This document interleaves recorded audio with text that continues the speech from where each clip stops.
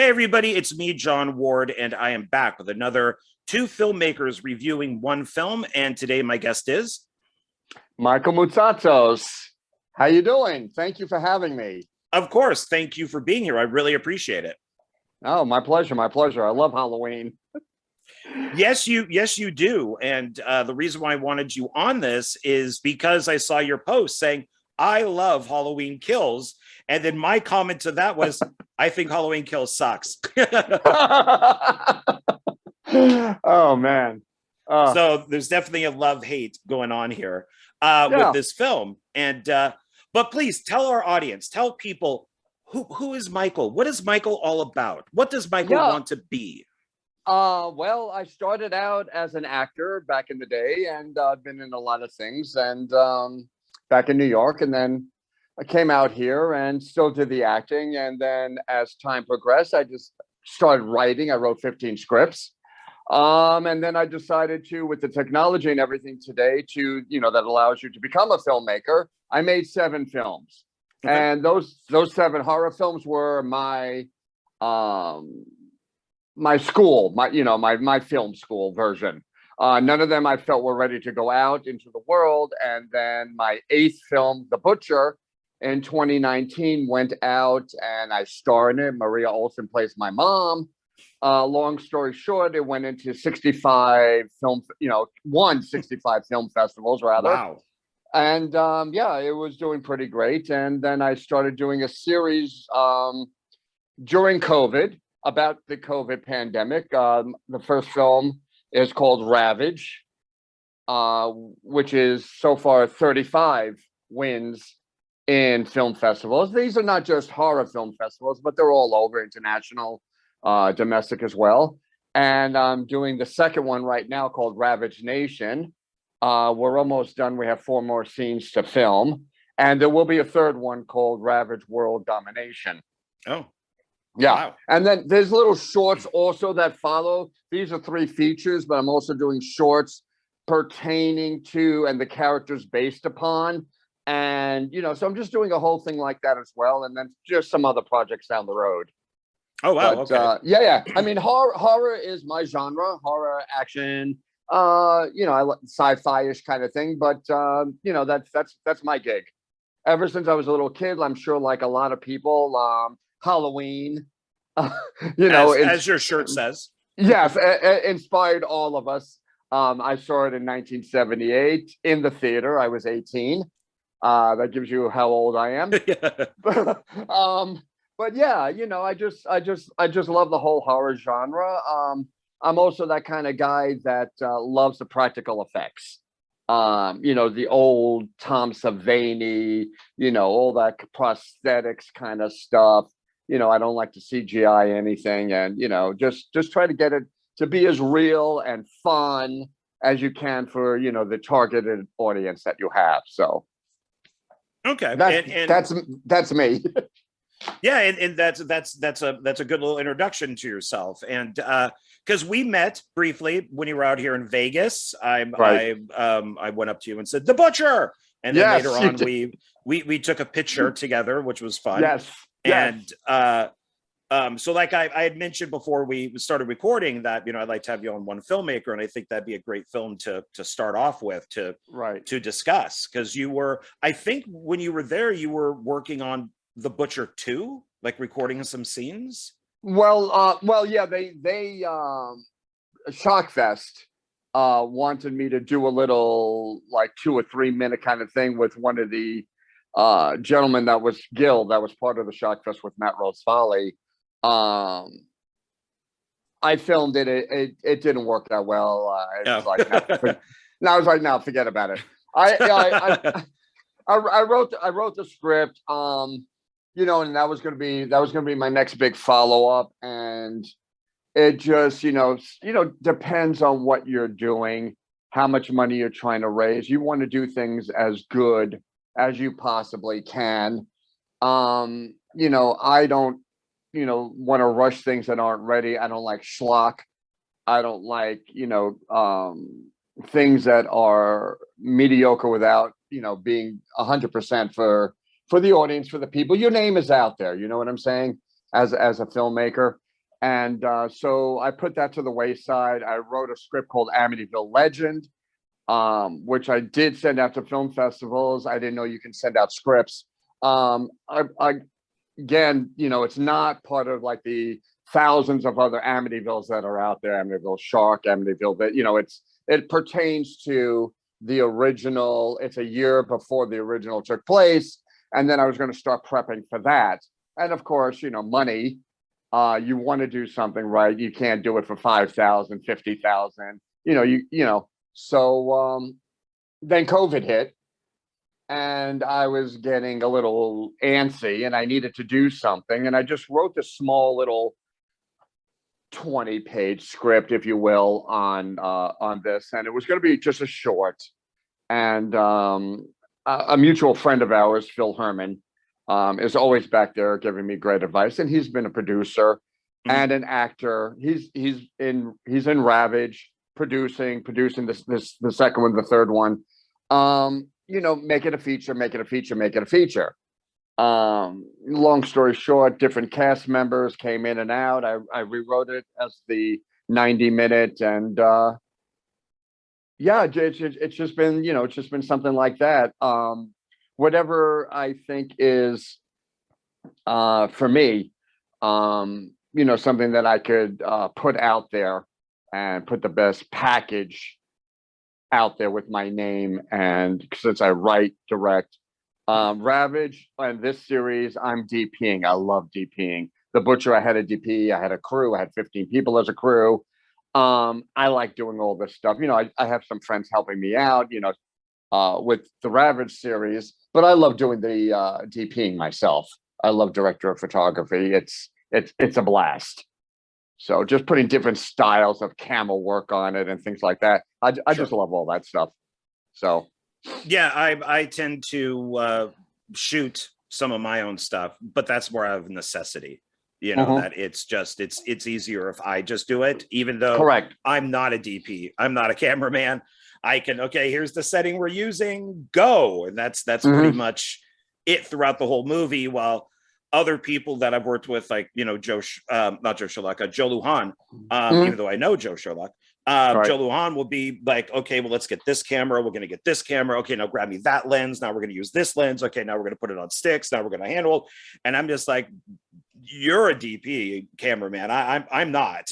I'm just right. I have the little camera that I hold, and the stuff comes out fine. So, but so with all of your experience, with all of your knowledge, with being a filmmaker and everything, you're just not Michael who works at 7-Eleven who says, you know what, I love Halloween Kills, and you can't really give reasons for it. You're just like the average film goer, but you're a filmmaker. So since both of us make films, this is good because editing, camera, sound, so we should be able to have, as filmmakers and fans of the series, a good kind of conversation or debate on Halloween Kills. Right. And I think you might be older than me, because if you saw Halloween in the theater, you got to be older than me, because I was born in 1967. So okay, I'm 7 years older than you. Okay, I'm 1960. Okay, so yeah, and I had to watch it on the original on that Media Home Entertainment when it came out, right? Or it might have been Meta. I think there were two. Right. There was Media and Meta. And I remember, Media. Yeah, and they were like, all their releases, which I think were like early Charles Band Company, were black. Like, they were dark. Like, every single release they did, Maniac and all that, were dark. Oh yeah, love Maniac. Yeah, and a friend. Oh yeah, so do I. And a friend of mine's like, oh, you have to see. At around the same time, we were watching like bootlegs of Dawn of the Dead, and of course he had the VHS of Halloween, and I watched it that way, and it's pan and scan, right? And it's dark, and I'm just like, well, it's good, but it kind of looks shitty, and it wasn't until later when it got re-released on I want to say DVD that I really had that I really appreciated it. I did see Halloween 2, the original Halloween 2 in the theater. Nice. Yeah, but I didn't get to see the the original in the theaters. So that was really bad VHS quality. Right. So, and I am a fan. I may not be wearing the shirt like you, but I own I own all the Halloweens on either DVD or Blu-ray or both. Right. I'm even a fan of the ones that people dislike. I'm a big fan of Halloween 6. I like both the theatrical and producer's cut. Okay. Just for different reasons.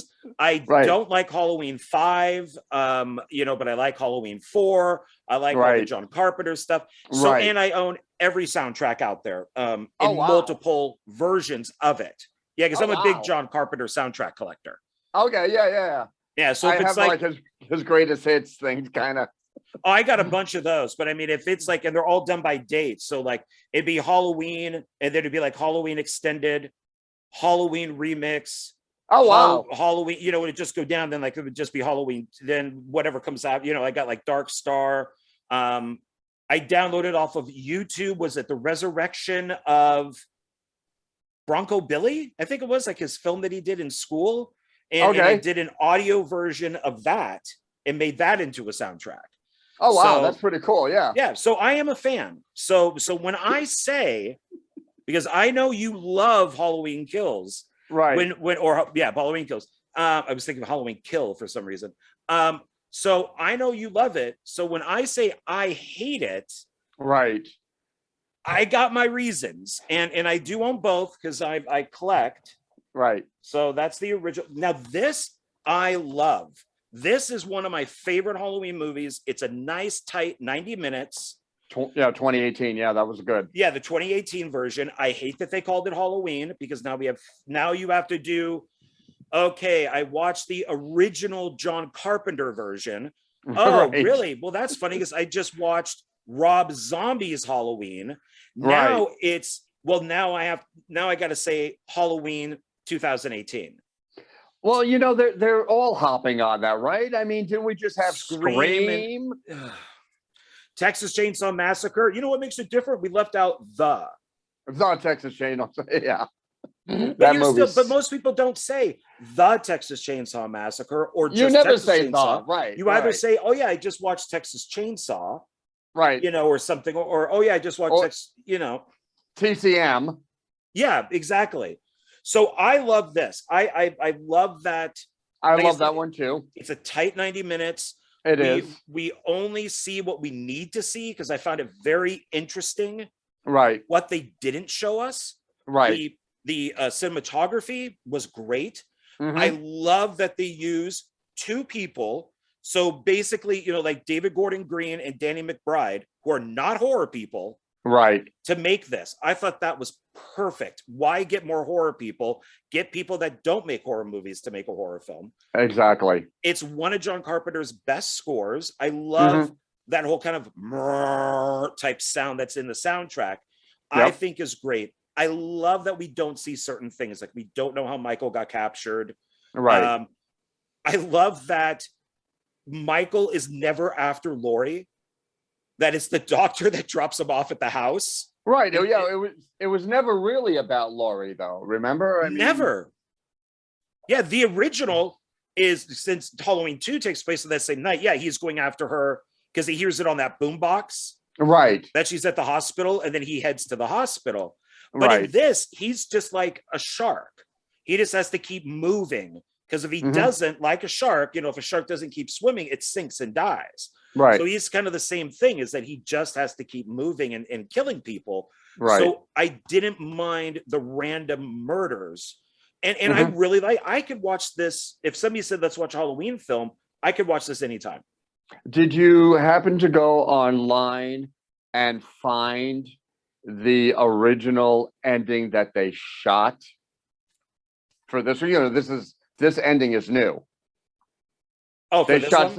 They shot something totally different because part of it's in the trailer. You see her outside with the knife. So I mean, there's a woman it was in the UK, and she was talking about it, and she had, I don't know how, but she had the footage and then shots. And I don't know if you're aware of it, but there's a fight scene. Andy, her daughter Allison, comes out with a crossbow and shoots Michael. You know, they're outside and she's Jamie's with the knife. He's with the knife. He grabs her. He stabs her. And then the daughter comes out with a crossbow, gets him. And then he walks off towards the mannequins and he just slumps by the mannequins and you just hear the breathing. No. And that's how it ended. And test audiences were like not having that. Well, like, no, that sounds like no fucking way. Yeah. If you've ever read the book for Jaws, right, is the shark doesn't explode. Right. Is Brody is on the boat and the shark, which has harpoons and stuff in it, is racing towards him. And Brody's kind of like boat water type of thing. And as the shark gets like 1 foot away from him, it stops. Right. And just sinks. Right. Because it dies of exhaustion. Right. And that's actually how Carrie ends. The book for Carrie ends with her in like a field. Right. And she's all of her powers are used and she just falls over and dies in the book. Right. So this kind of sounds like the same thing. I'll have to look that up. It is. You're right with that. But people always want that big Hollywood, ending, that kind of thing. And I mean, even if you watched Get Out, the original ending was he is arrested and put into jail. His friend doesn't come to save him. Right. So it's like, but Hollywood didn't like that. Hollywood wants that big uplifting, Hollywood ending kind of thing, and who knows what if people had the original endings in their movies would have made at the box office. It's kind of a downer ending, although it's more realistic that the guy would be going into jail for Get Out. Or the shark just sinks and dies of exhaustion, like you said in the book, or Michael Myers just goes, and just slumps over by the mannequins, not knowing if he's alive or dead. But it would be interesting to see what would have been, how it would have, changed audiences with not that good upcry. I mean, Carpenter talked about The Thing. They wanted E.T. He always said the studios wanted that upcry of yay, yay, yay. Right. The Thing did not do that, and that's why it tanked back in the day. But now it's a brilliant movie. Oh yeah. But he kept saying Hollywood wanted that upcry, and they were not getting an upcry, and that's what it was. So who knows? I mean.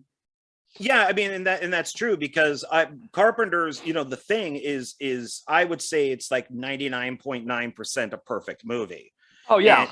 And I'm glad he didn't change it because then it wouldn't be, part of his Apocalypse trilogy. Correct. And so it's perfect the way it is. I saw it at a screening back in, I think it was 82. And they were giving out shirts with the poster. And I love this movie. And people thought I was gross for liking it. Right. And I think it's better than E.T. And I love Spielberg, early Spielberg. Right. And I'm not a big fan of his stuff more today, but I thought E.T. was a great movie. I really enjoyed it until he screwed it up and replaced the guns with, walkie-talkies, which was really stupid. That was ridiculous. I mean, come on, it's Steven Spielberg. He's succumbing to, the today's whatever it is, replace the guns, be PC, I mean, you just screwed up your whole movie of E.T. Well, the good thing is, at least when it came out on Blu-ray, he released both versions. So I'll give him credit for that. But that'd be almost like John Carpenter becoming PC and going, we're going to replace Michael's knife with a banana. Right. Exactly. Which would be like, what? What the hell? Yeah. And it doesn't make any sense at all. So knowing that I love this version and you love it too. Right. Then we had this come out. God. And you got the 4K version of it. So I got the regular one. So yeah, that's the nice 4K one. And this is the extended cut. So I've given this 3 chances, I believe. So I saw it in the theater. and went, what the fuck? I then downloaded a bootleg and watched it there too. And said, what the fuck? And I said, you know what? I'm going to wait and get this on Blu-ray. I'm a completist. I own all the Halloweens, good and bad. I'll download. I'll buy it. So I haven't watched it. And then when I contacted you, it's like, oh, this is now the perfect time to watch this because I haven't seen the extended cut. Right. And I got to admit, the extended cut is better. It's 5 minutes longer, and it makes the film a little more complete. It runs a little more smooth. Nope. And no, you don't think you like the theatrical? Okay, please explain. Well, things are deleted for a reason. I mean, let's face it, not everything is going to work. For me, knowing, hopefully everybody that's has seen this movie, I don't want to give any spoilers out on your show. It's been out long enough. I'm sure the world has seen it. But I mean, did we really? I mean, yes, it was nice and quaint to have Michael behind the bush as a little Lonnie. It wasn't needed. It was 30 seconds of not needed. It didn't highlight anything. It didn't make anything, that particular scene. So for me, that was, delete it. Why not delete it? The scene with the daughter, Karen, going into the morgue, that was supposed to be in a jump scare. The guy's yelling at her, why you get out of here, why you here, whatever he says to her. That was deleted. It wasn't needed. It didn't bring anything to the party. You know what I'm saying? It didn't help that along the way. Maybe there were other things that kind of helped it along for you. But for me, again, these things are cut out for a certain reason. Some of the other things, I mean, I don't like things that slow down the pace unnecessarily. So those are just two prime examples for me that I couldn't care less. I mean, I'm glad it was taken out, but it really wasn't needed to be in that version of it. But that's just me. Okay. And so what about so I went back. So now it says on here that it includes alternate ending. Now, it does. The alternate ending is not just like a bonus feature. It's in the extended cut. It is in the extended cut. So yes. So I watched this, I watched the extended cut, and then I went back and watched the original ending. So with not liking that other footage, what did you think of the ending? Okay. The extended ending. My only thing with that is I kind of had unknown caller on an iPhone. Does Michael know how to open an iPhone? That was my only little bit of, it just Karen have her thumbprint on it, I do, outside of the phone kind of thing, they still could have kept that original ending and continued it with her walking out of the hospital with the knife. That would have really, for me, it would have intensified it a little bit more. I dug that. I really did dig that. I also dug the fact that they just cut and let Karen there. Again, just for me, that little bit of a nuance of the iPhone kind of threw me out. So do we need a scene in part 3 where like the fake Dr. Loomis goes, to some guy goes, he called Lori on a cell phone. How would he know how to use a cell phone? And then the fake Dr. Loomis would go, well, I guess somebody taught him how to use one. Yeah, somebody taught him how to drive the car. So there would be your reason. I guess somebody taught him.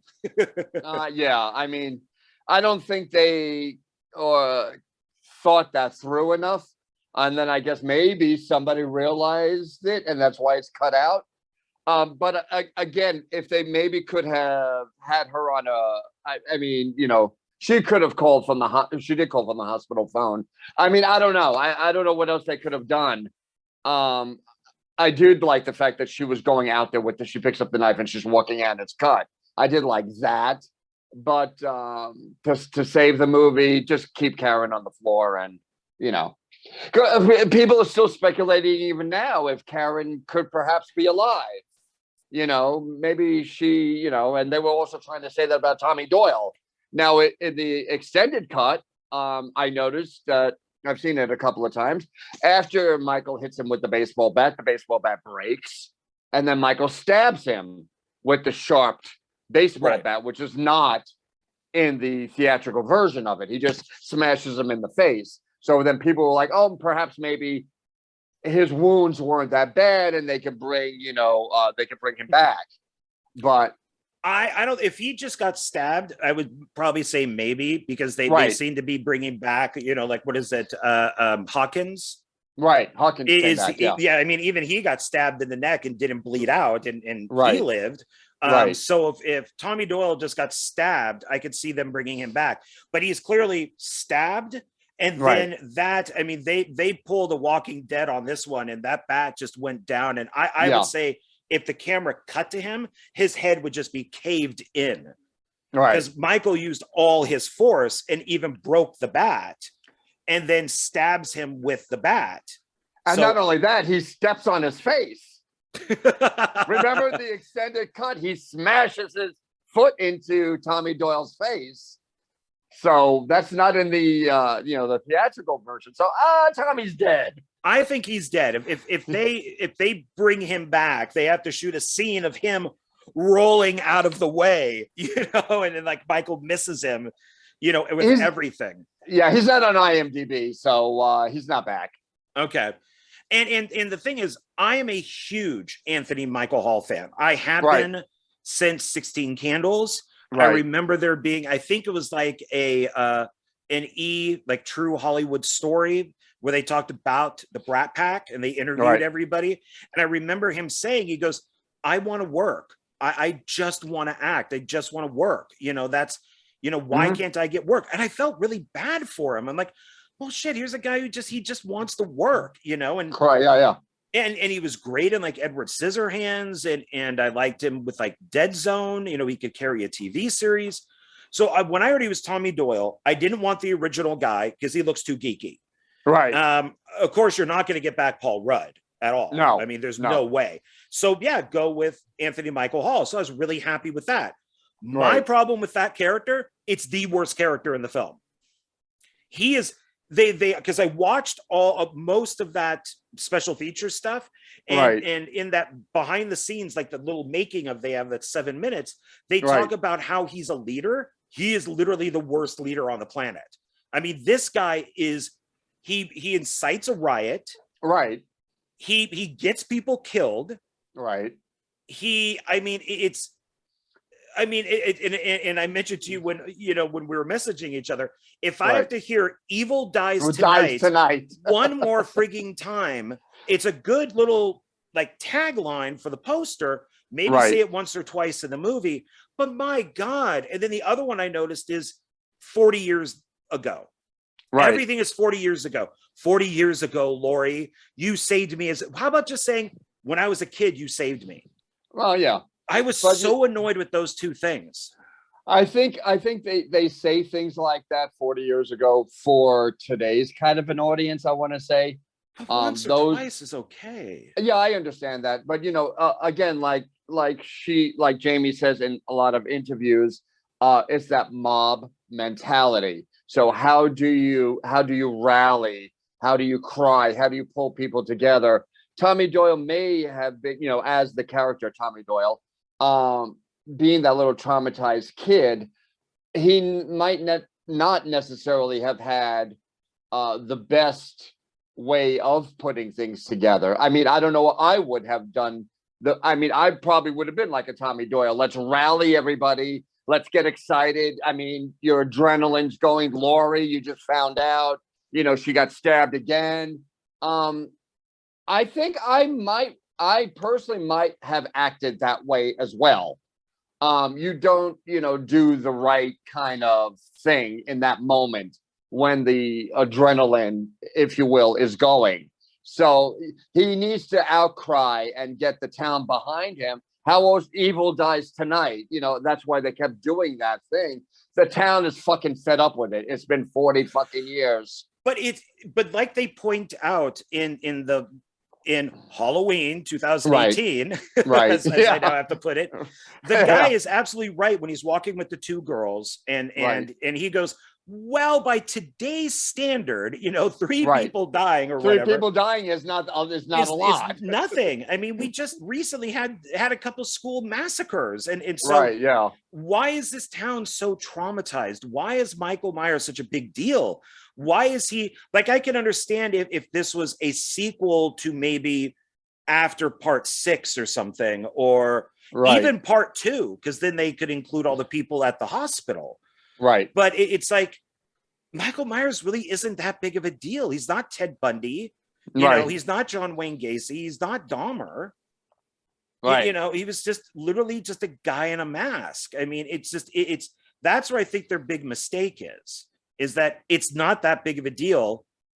Small towns have had murders before. Oh yeah, they have. Small towns have had all that. Yeah, I mean, I don't know. Some things are, you just got to take them as as they are. I mean, then in this one, it's every time he kills, he transcends. So now you're saying Michael is not a human being; he's more of a monster at every kill. He keeps getting more and more powerful, rejuvenated. Are we getting back into Thorn? So is the Thorn symbol going to pop up in part 3? I don't know. I don't want to get, I can't possibly get into the mindset of the people that made the movie, but I mean, for me, I don't have a problem with it. Suspension of disbelief, whatever you want to call it. A frightened, scared town. Yes, like you say, today's world, today, everything is going on with the shootings and everything. Would it be one serial killer be that much of a big deal? I don't know. Maybe Haddonfield is only 800 people. I mean, I really don't know, but I didn't have a problem with it.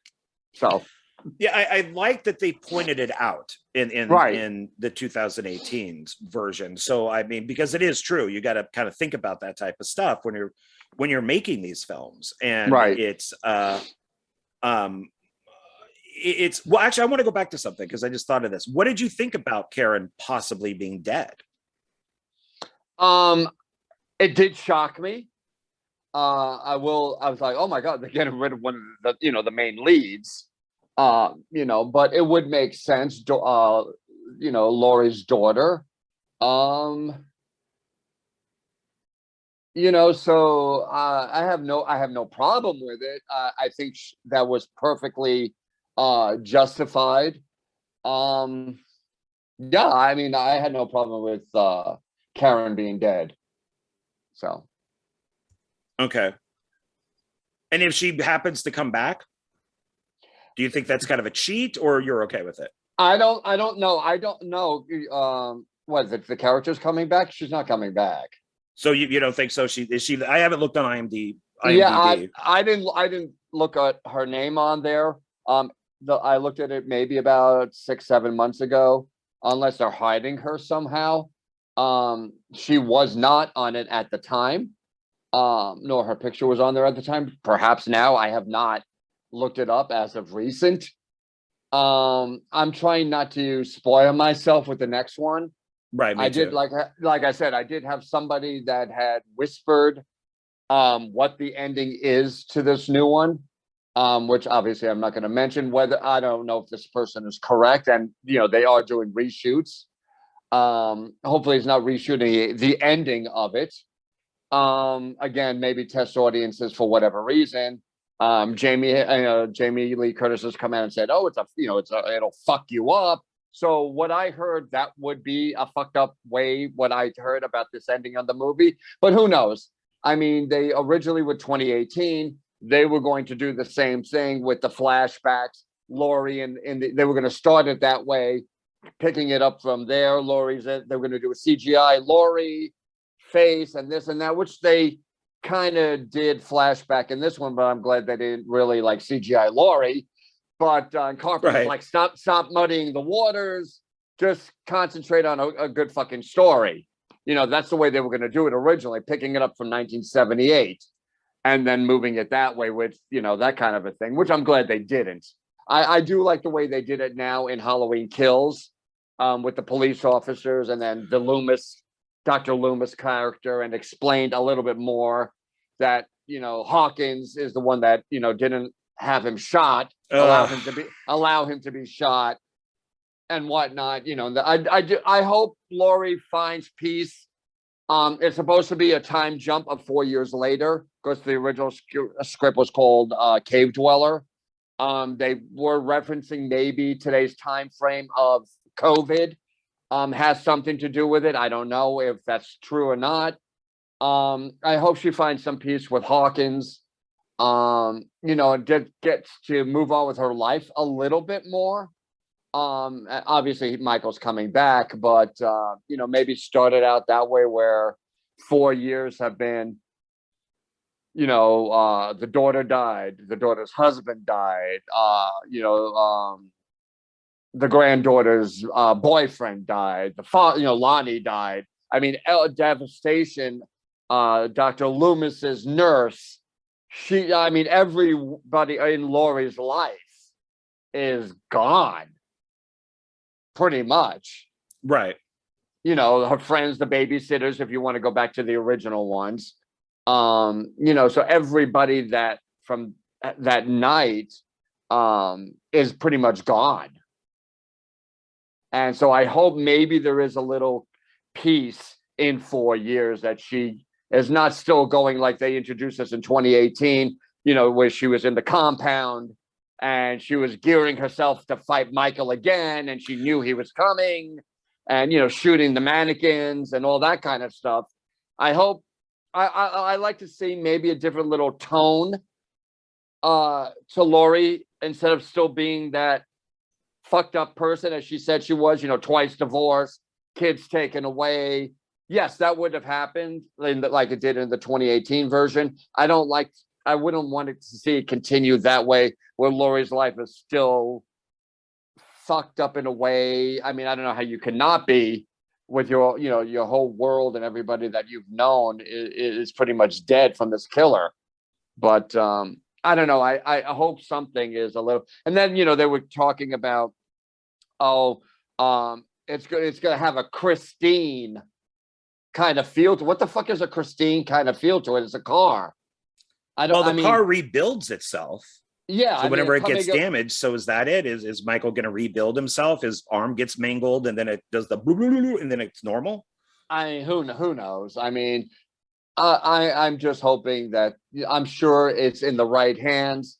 But again, when people reshoot, that really scares me a lot. Again, I hope it's not the ending that they're reshooting, although they did a pretty good job with the 2018. Because I really like the 2018. Yeah, I like 2018, where he's down there and he's locked in, and it like they say,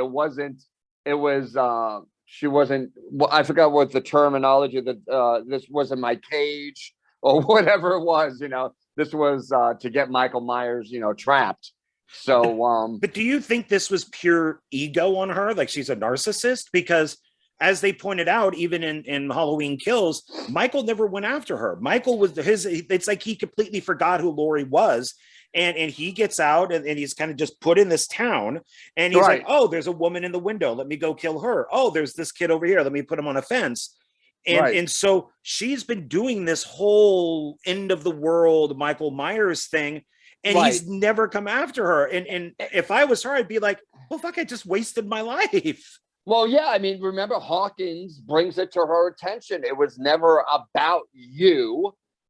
The doctor brought you there. Had for the thought that the doctor did not bring you there, Michael would not have seen you again.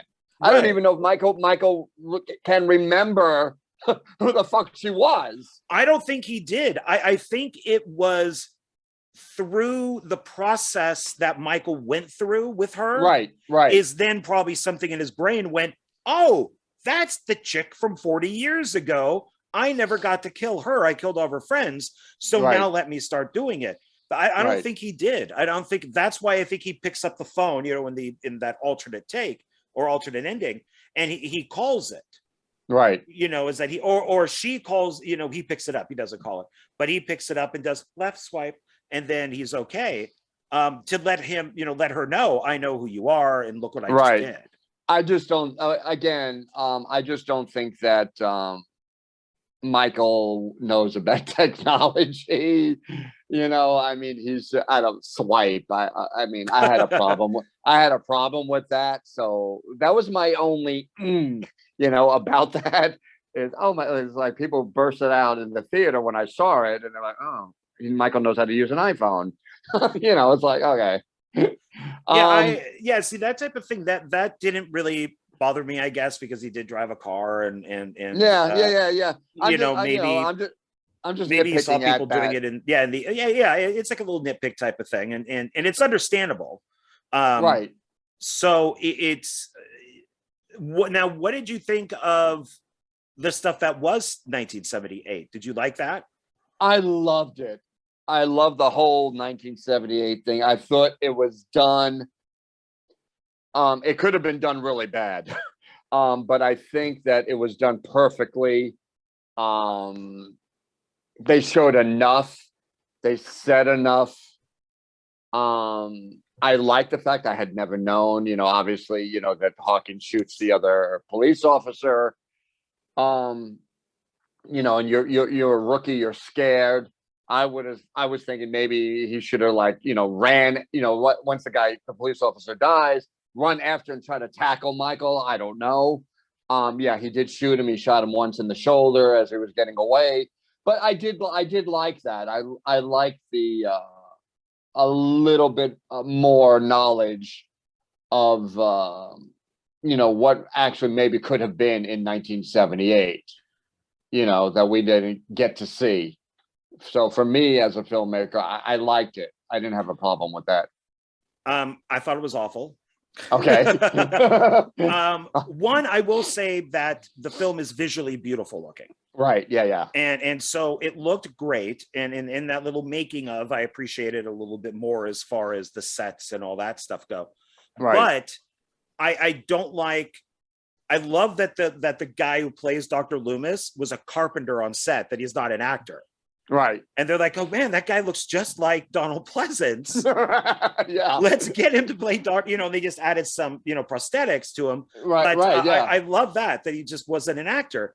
And so I dig that. And I dig the idea of having Loomis there without the CGI work. Exactly. And I think I would prefer to see a movie with that guy playing Dr. Loomis in like a feature-length film or something. Yeah. But I didn't like that it was Hawkins. I didn't like that he shot the cop. Like every time he tries to shoot Michael, he's missing in the house, down the street. He's missing. Okay, you mentioned that he hit him once in like the shoulder, but he's always missing. All the cops are missing.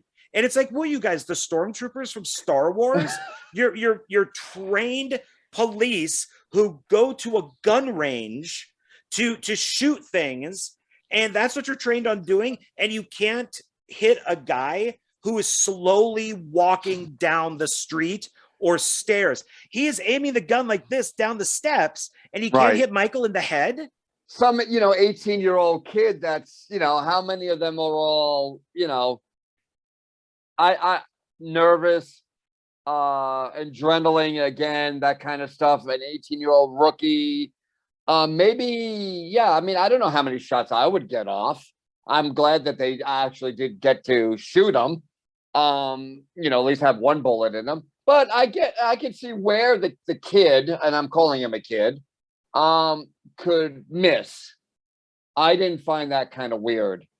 I mean, he'd be perfect in an LA gang, because when they go by to shoot their target, they hit everybody except the person they want to shoot. Right. Yeah. So everybody wasn't holding his gun like that. Right. I mean, it was, and then with Michael just standing outside the house, and then that's, kind of mimicking the kid from the first film. Right. And that annoyed me because it just seems so simple. I almost would have preferred that in part 3 to kind of do like a nice little wraparound, like a bookend type of thing. Right. And then Michael kills his partner. He shoots the cop in the shoulder. That's right. So he misses Michael every time. And then he pushes Loomis's gun out of the way from shooting him in the head. Right. The guy just killed your partner. You know, so you're okay with Loomis not shooting him? Well, Hawkins killed the partner. Michael Myers didn't kill the partner. Hawkins shot him in the throat. Oh, that's right.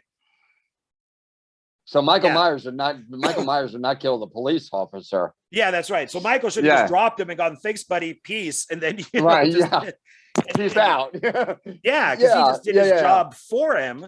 Right. He just did his job for him. So, yeah.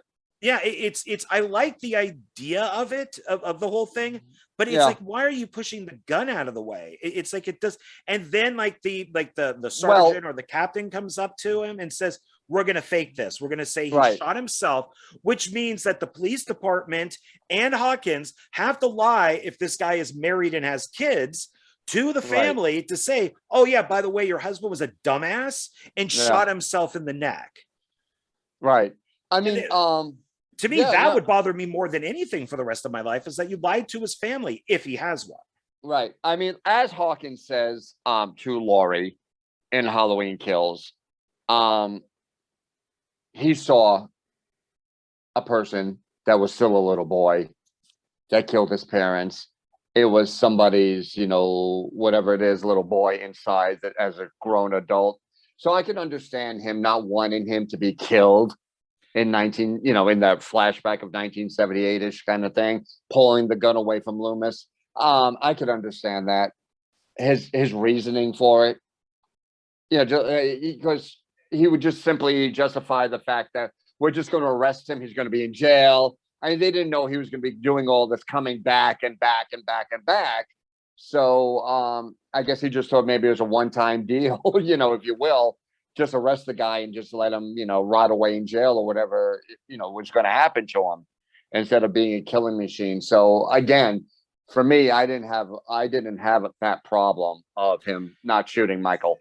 I mean, I think that they set themselves up and that they just had to, I don't know, just have difficulties getting out of it. Because even the stuff with Lonnie, I thought was annoying.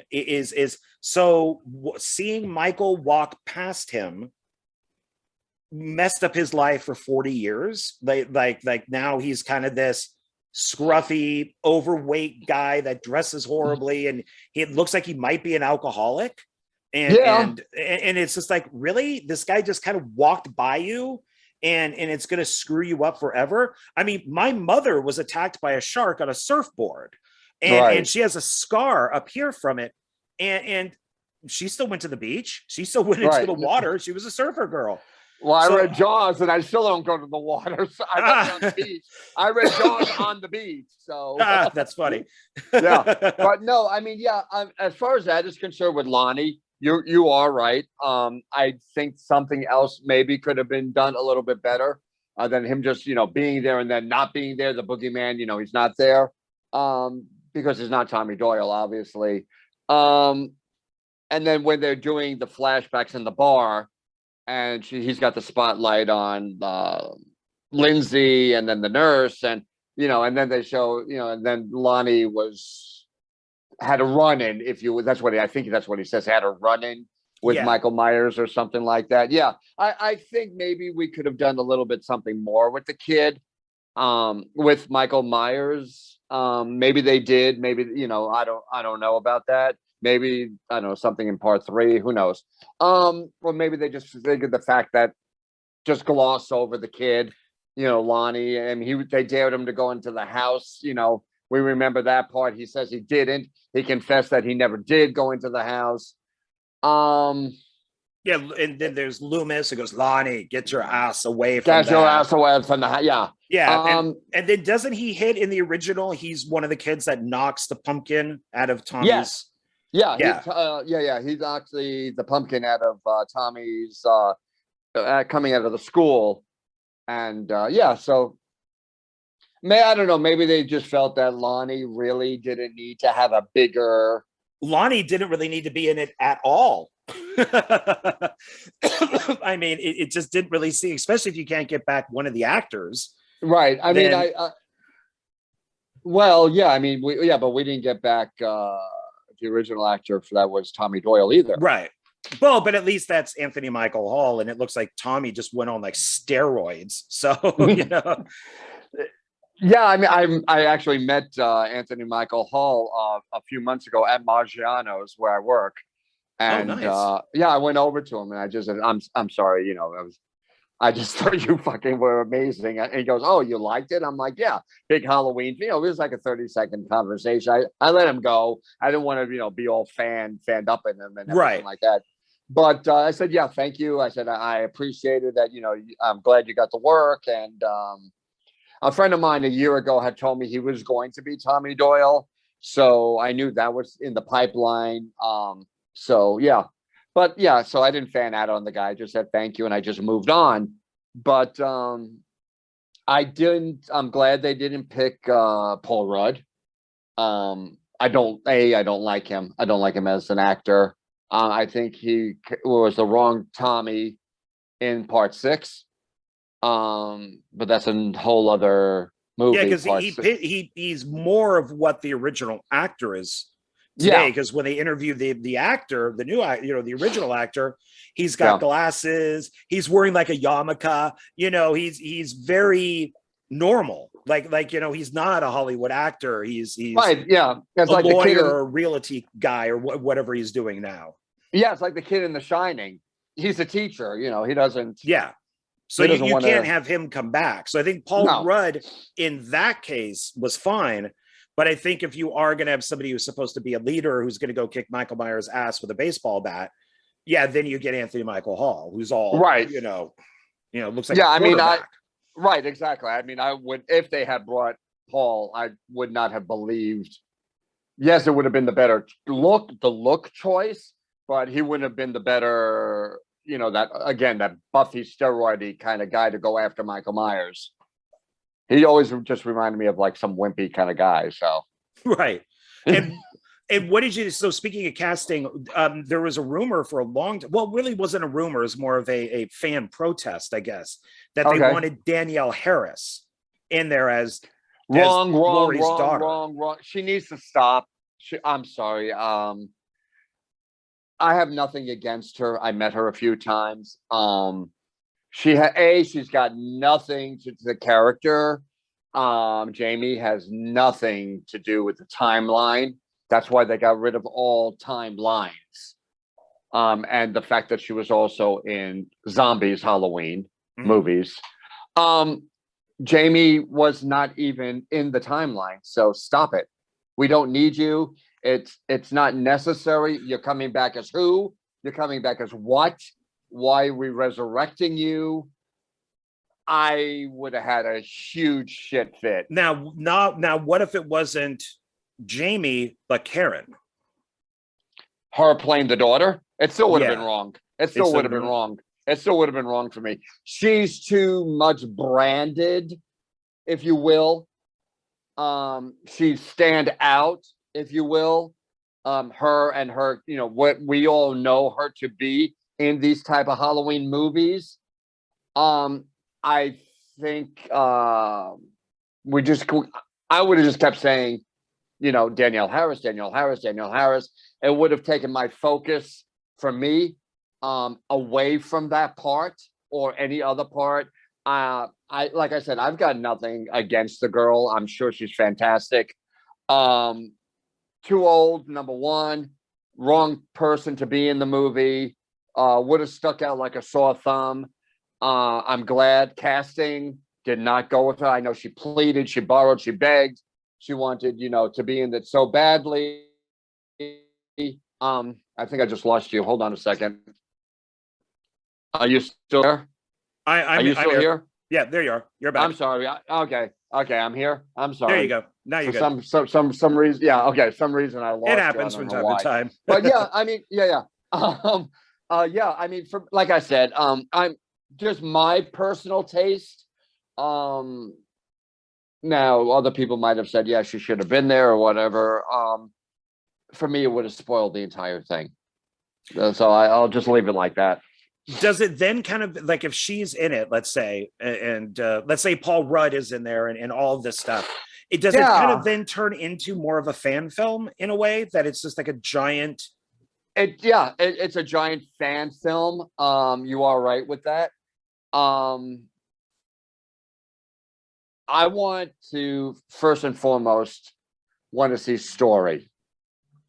Beside the visuals and everything, we all know what's going to happen with the Michael Myers type of killer and all this. Let's get the story together. And if she doesn't fit in or he doesn't fit in, and then you have casting. But for me, it's the storyline number one, then it's casting number two. Again, yeah, you are correct. I will give you that. It would have been a fan film for me. I just think the whole thing would have just been a real shit show. It's like a who's who of who's coming back in that type of a movie. It would have thrown me way out of trying to enjoy the story. So that's my take on it. All right. And when you now that extended cut is much more violent. It is. And I heard part 3 is going to go like even more violent, that it's going to go like ballistic violent. I sincerely hope so. I love the fact of the ending, although that you don't see it in the theatrical version, but you do see in the extended version the lady standing there with the iron. I think she's got a lot of memes that are out there. Somebody's got like a golf club, somebody's got a baseball bat. She's out there with an iron. That's whatever she has. Yeah, whatever works. That ending, like, it is more violent. Again, Tommy Doyle is then stabbed with the baseball bat. I mean, why are we there? We're there to see a horror film. I don't want to see Mary Poppins' version of, spoonful of, I want people to die. Do you think that Michael Myers, especially in this version of Halloween Kills, is just, Jason Voorhees? He is a shark. Michael Myers in this particular version is a shark. I think everything about him was the right choices. And then the whole town, one-on-one, the town against him, and that kind of a showdown. And yeah, man, I love that ending. I love the fight scene in the not a parking alley, but on the street. I thought that was great. Well, because like in the first Halloween, the original, right, he is it's bloodless, pretty bloodless. Right. And his murders are pretty simple. He knife to the guy and he's hanging on the wall. He strangles the one. They're all pretty simple murders with one weapon, let's say. Even Halloween 2, the Carpenter's Halloween 2, is that, he stabs the nurse in the back and lifts her up. He drowns the one girl in like the boiling water. It's all one type of weapon, very simple murder. But then when it comes to Halloween Kills, it's like he's using like every instrument. When clearly the person's dead, he's still doing it. Like the couple, the interracial couple, then they're using right. Yeah. Well, he stabs her in the neck with the fluorescent light. But I love that. But then he gets the husband 10 times with all the butcher knives. Isn't this a little excessive? Well, I mean, the husband was, or I don't think it was husband, because she was the grounds. She was the person at the grave site. Remember, in 2018. Yeah, I thought I recognized her, and then I saw it when we had the establishing shot. There was a hearse. Right. Yeah. Okay, so, or friend, boyfriend, whoever's the guy is. Anyhow, but he's bashing his head into the fucking the window of the house, the pane or whatever. I think with that particular scene, Michael just kind of to the lady, you know what I'm saying? So he that's why he did it excessive with the knives kind of thing. I think he was just giving her a fuck you, to her. I dug it. I loved it. I think today's audience is, they need more. Originally 1978, John Carpenter, I think it was kind of that less is more attitude. We see the shark, but we don't see the shark. You know what I'm saying? Right. I think it was that back in 1978. Also, how much money did they have to do effects and things like that? I mean, Sure. I'm sure that played into it. Just keep it simple, stupid, that kind of a thing. Yeah. So I mean, I didn't have a again, I want kills. I want kills like that. I hope I deliver kills like that in my own movies. I love scenes like that. For me, as a horror, just as a horror fan, not even a horror filmmaker. That's why you go to these popcorn movies, to see the carnage. I don't want one or two kills. I don't want, the knife, and let's get a little inventive. Yeah, I mean, I don't know. I didn't have a problem with things like that. So So you don't think he was a little more Jason Voorhees and less Michael in this? I mean, he could have been, depending on your perspective.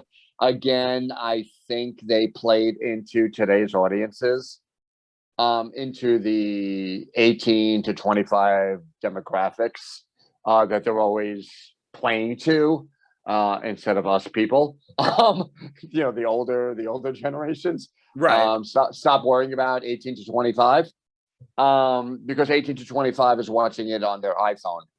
18 to 25 does not have well, at least for me, I have a screen that comes down, a projector, blah blah blah. I'm not watching on my tablet. I'm not watching on my iPhone.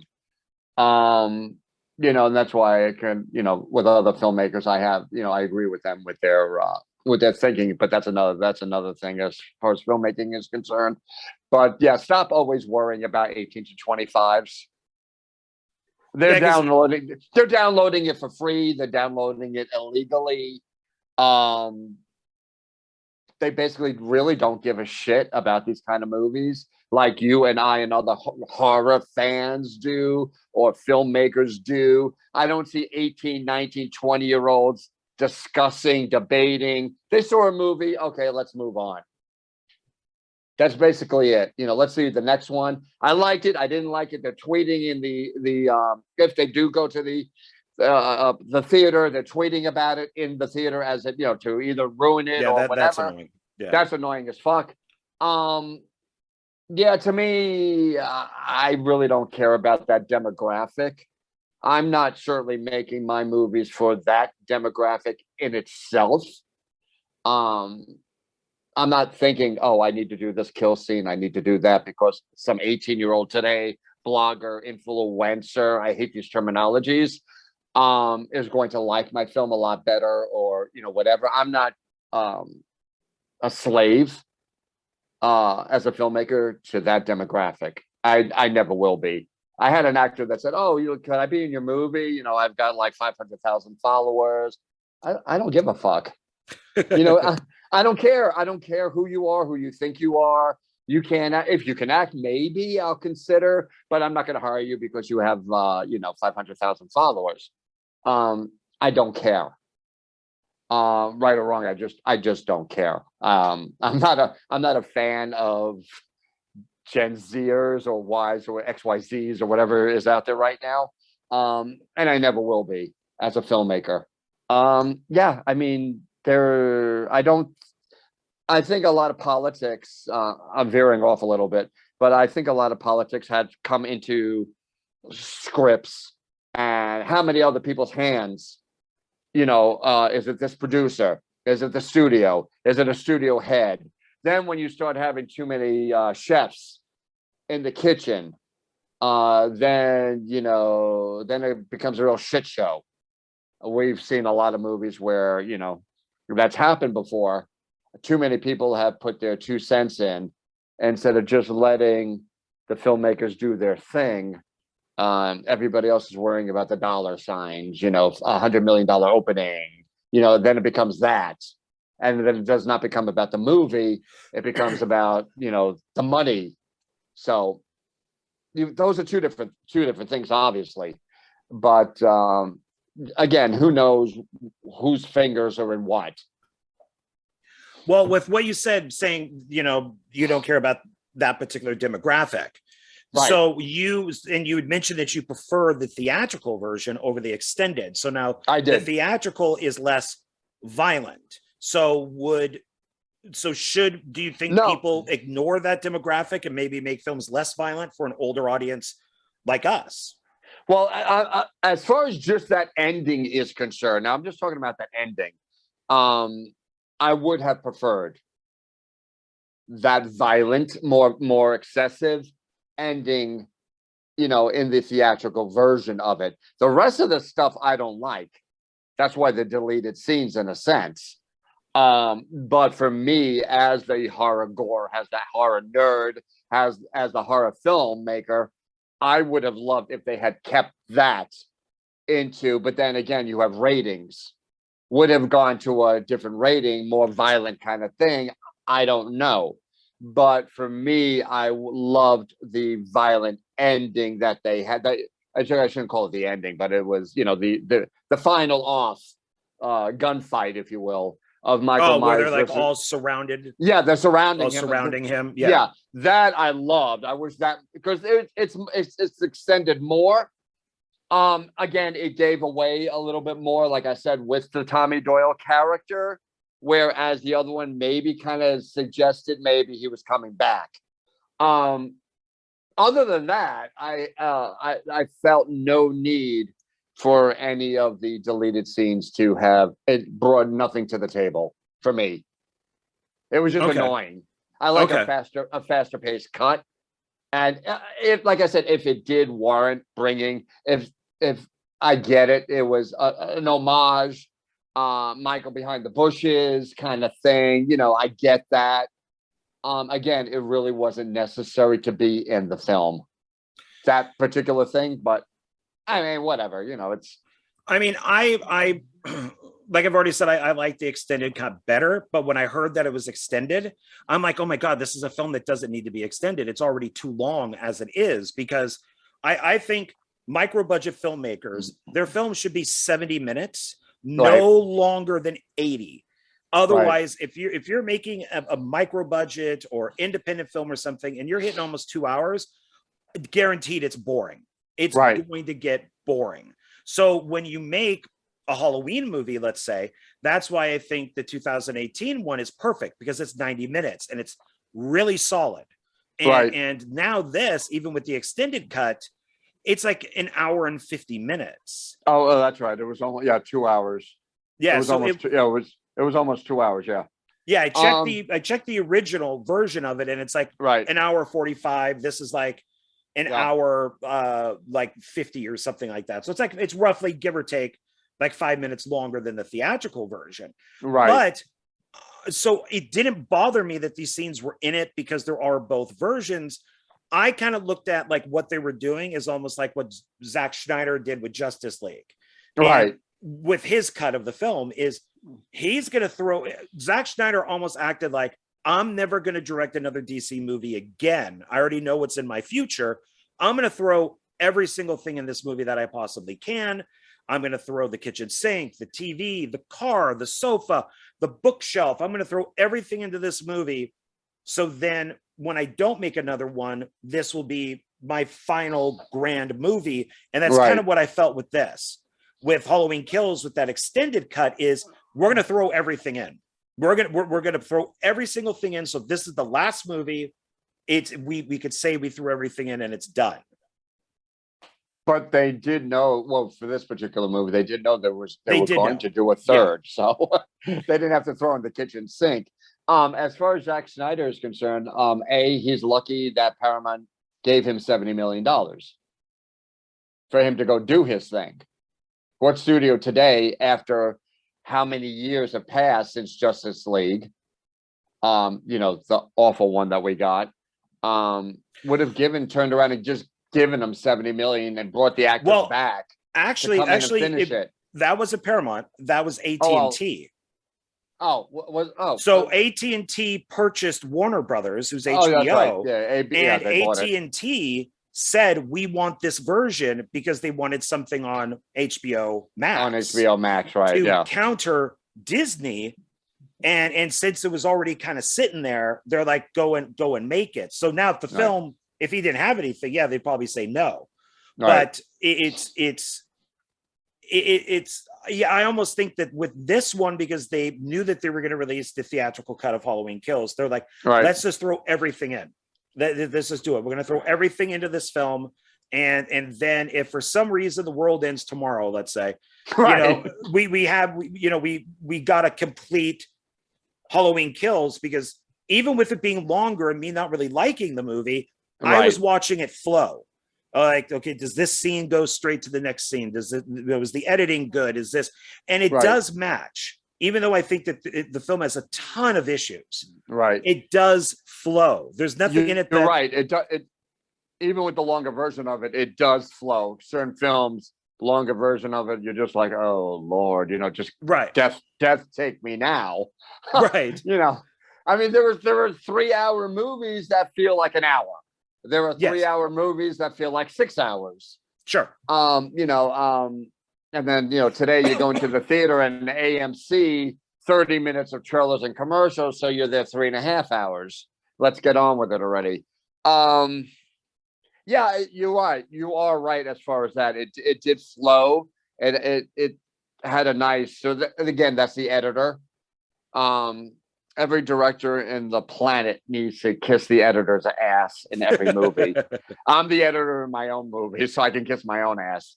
But it's true. It's the editor that really makes or breaks a movie. Yeah, but again, just again, my cup of tea. I really didn't think those particular scenes made it any better for me. Right. Like, had I not seen it at all and just saw the theatrical version of it, my life would have been, okay, so yeah, that's cool.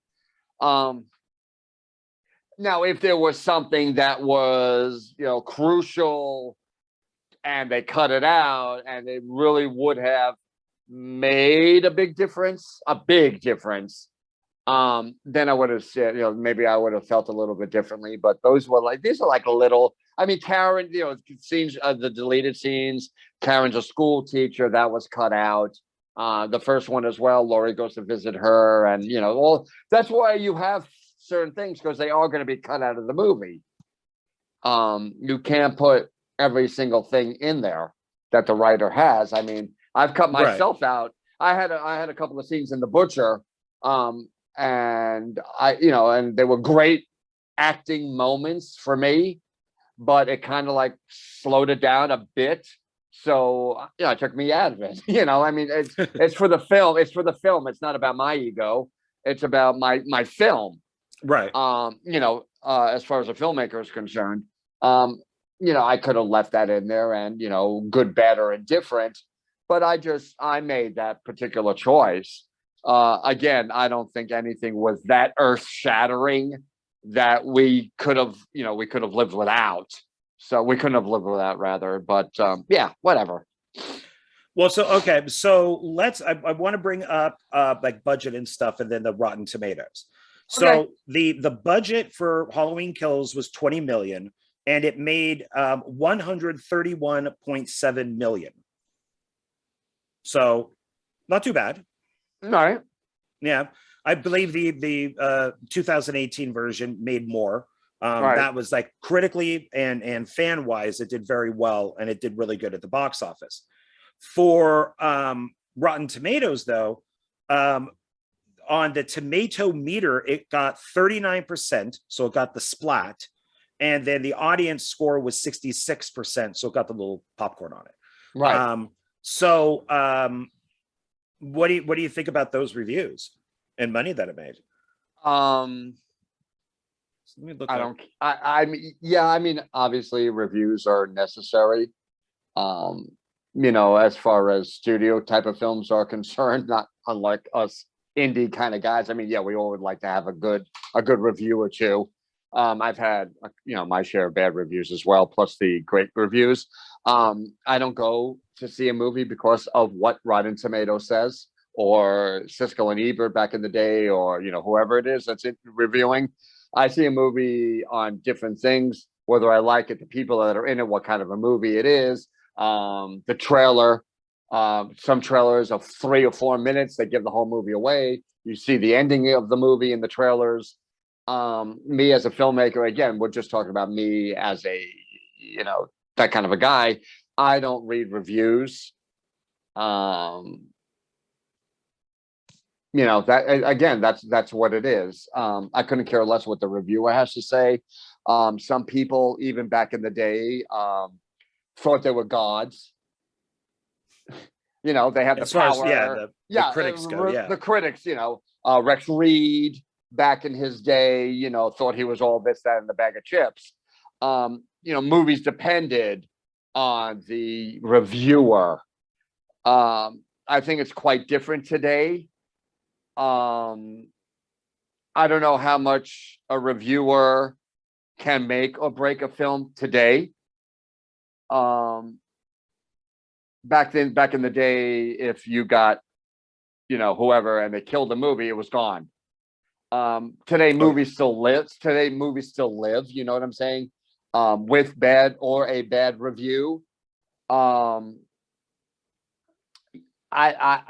really don't, I'm not on the distributing knowledge of what, for the studio wise, what if they're really concerned about. We all, like I said, we all want to have great reviews, but not everybody's going to get fantastic reviews. It is the people, for me, it is the people that count. It is the fans that count. Lots of movies that were almost in the dumpster were resurrected by fans. Mm-hmm. Television and or movies that were canceled were brought back because of fans outcry, petitions, or whatever you want to call it, and they brought them back to a different network or a different platform that we have today. Back then we didn't have streaming platforms. It was theatrical, and that was it. So yeah, I mean, it's the audience I care about than the reviewer. If you're going to do something like that, I care about the audience, not the reviewer.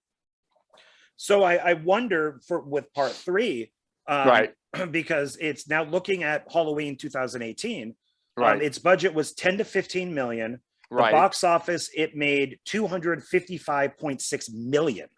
Well, because we hadn't seen one in 40 years. Right. So there is a difference. And then Rotten Tomatoes, and granted, I don't go off of Rotten Tomatoes. I'm just doing this for the review. No, right, of course. Yeah, is the tomato meter, it got a fresh. So it's 79%, and audience score is 71%. So that's a pretty big difference. If you trust Rotten Tomatoes. Yeah. Yeah, again, audiences, made it what it is. I mean, audiences, Maverick, almost $1 billion. I mean, it's audience. I'm hoping. I got my fingers crossed for Maverick hitting. I so wanted to outdo Jurassic World Dominion. I hated Jurassic World Dominion. I thought it was garbage. I didn't see it, so it's the cameo by really dinosaurs. Bad. I hear it's really. They said you root for the dinosaurs. It's Chris Pratt went on talk shows saying it's like a James Bond movie, and it is. I mean, they go to different locations that are outside the United States, like a Bond movie. Italy, and and the dinosaurs are like bookend and a little bit in the middle. We got this whole stupid locust thing. We got, oh my God, the clone girl is just annoying as hell. I don't know why they wrote her into the last movie. I mean, it's just such a clusterfuck of a film. I could not stand it. I really hated it. And I would rather watch Halloween Kills again than Jurassic World Dominion. So if that film hits, $1 billion and Maverick doesn't, and I mean, I'm a huge Tom Cruise fan when I probably shouldn't be, because of Scientology and all that stuff. But I do think that he is probably our last true Hollywood actor. And we all know that he puts 100% into his movies. I love Top Gun. He does his own stunts. All that he's, they're 100% on the film. And being a big Top Gun fan, I was a little worried about them doing a sequel, and it ended up being. I don't think it's. Some people say it's better. I don't think it is. I think that it's a great sequel, but I don't think it's better than the first. I don't want them to make a third because I don't want them to screw it up. But I'm really hoping once again, a solid film that is not woke makes, like $1 billion would did. be great. It's at 900. It's at 950 million as we speak. Ugh. So it's his biggest hit. Yeah. In his entire career. You know, again, who knows what happened with the whys of films? How many people got? Again, the chefs got into. The rights, the rewriting. Some people, they keep hiring the same writers over and over. The $1 million scripts over and over. It's the same storyline. Indiana Jones 4, Indiana Jones 5, the same writer did, Jurassic, whatever, the same director. It's the same ball of shit over and over again. Just put a different lunch pail, with a sticker on it. And they keep doing that. They keep doing it. They don't learn. Yeah. And that's one of the confusing things with Halloween Kills is, I saw some of those interviews before the film came out with Jamie Lee Curtis, and she's like, well, the movie is woke. It's female power and all that. And I'm like, I'm not seeing that at all in the movie. I don't think the film is woke. And I get that the 3 leads are female, but Jamie Lee Curtis is stuck in a bed with her side cut open. Her daughter dies. Dies, and then the daughter falls downstairs and like breaks her friggin' ankle or something. It's like these are not, or granddaughter. These are not Mary Sue's. I don't see these characters as being woke or where the men aren't stupid like some of these films make them, like Charlie's Angels or whatever. I'm so glad they don't have stupid men in this movie. It's always the fat husband. It's always the dumb husband. Even with TV commercials, the husband doesn't know how to take out the garbage. The husband, that's all he's good for. Ha, ha, ha, ha, ha. It's like, I hate comedies for that reason. I think I didn't, all the interviews, I didn't hear her say, I'm sorry, but the word woke, not to say that she didn't say it, but I just didn't miss it. I did hear her say empowerment. I think because the granddaughter does go out with with the boyfriend and the dad and wants to go out and try to do something. I think that's what she means, instead of just being, like the daughter wanted her to stay with your grandmother. Right. Watch your grandmother, little girl. I think that's what they're referring to when she says more empowerment. Yes, I mean, Laurie is in the stomach. What else is she going to do? But she did want to go out there. And then at the end, she wants to go out there, with the knife. So I think that's what it is. I don't know about. I hate that terminology. Woke. Stop worrying about everybody. Jesus. That they won't today. Everybody's pissed off on every little thing. Right. Yeah, but I think because the granddaughter was going out, and then the daughter did go out and with the pitchfork, she did put, so I think they were like little shy flowers. Like normally they would be, again, go sit with your grandmother, get out of the way, little girl, let the men take over. I think maybe that's what she meant. I don't want to speak for her. But I could understand, now that you said that, I think that's what they were referring to, maybe. That she just didn't sit like the good little girl next to grandma, and Well, and I'm glad she didn't, because it's I do get tired of Hollywood saying, there are no strong female characters. And it's like, no, we've had Ripley, we've had Sarah Connor. You can't put Laurie Strode in there. And then both of her, her daughter and granddaughter are also very strong. And these are written by men.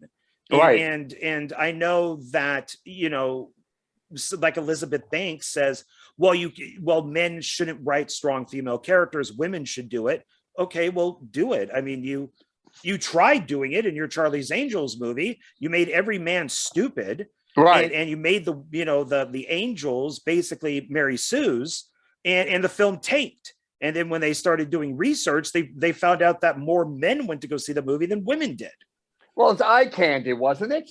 I mean, Charlie's Angels is eye candy. It's not rocket science. Even on the television series, it was the girls with the boobs and the bikinis. You know, you're running in high heels in a bathing suit or shorts with a gun. Oh, please, Mister, stop.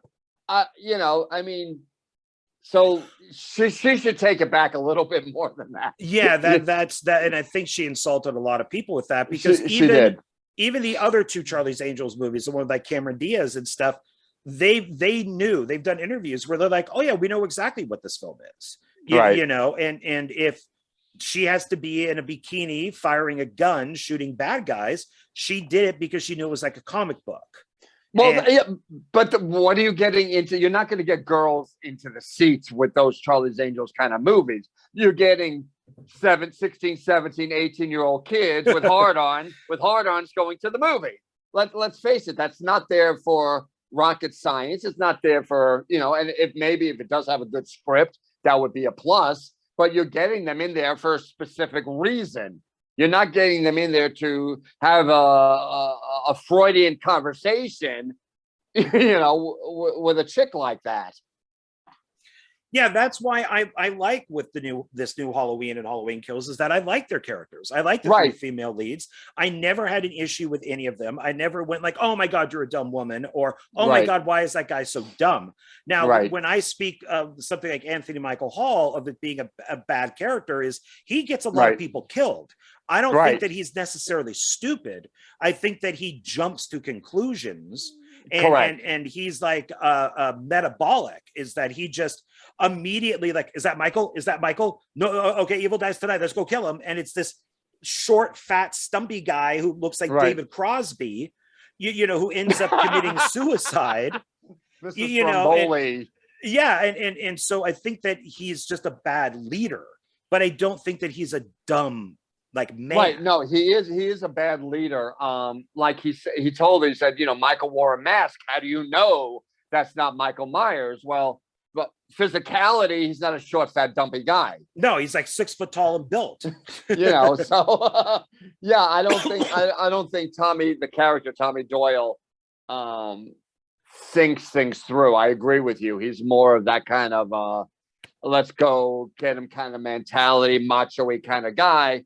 I mean, I like the fact that people were not doing the dumbest things possible. I see movies and for example, and I'm not here to plug them, but it was so bad on Texas Chainsaw Massacre, the remake, and she stops, what's my name? And she doesn't shoot him after 50 years. What's my friend's name? Blah, blah, blah, blah. What the fuck? Yeah, I really hated that. Are you going to pull up a chair and have a fireside chat with Leatherface? I mean, what the fuck? Shoot him. Yeah, that one was not good. And what really bugged me, screaming at the TV. I was screaming throughout the whole thing. Like when now granted, I'm not for the Confederate flag, I'm not for the South, and I'm actually against the Second Amendment.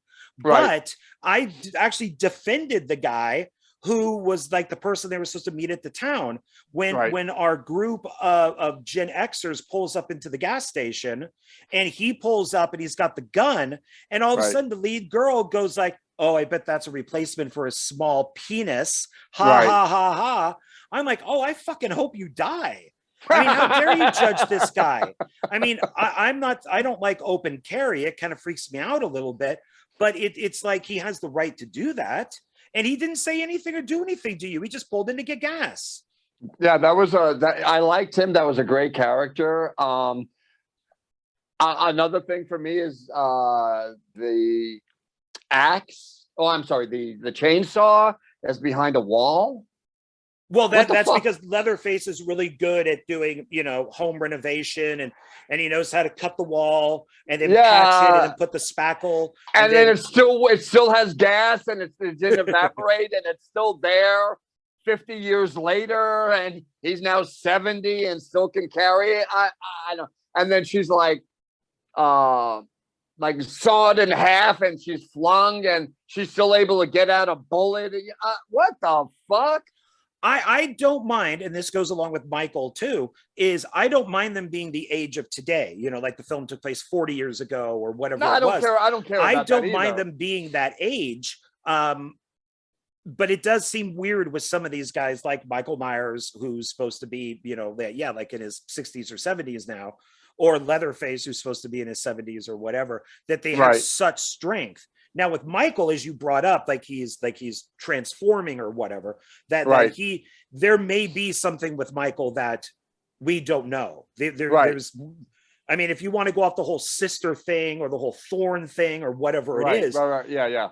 But we don't know yet, and we may never find out why somebody his age, could still do these things. But there is something different with Michael, and it's not.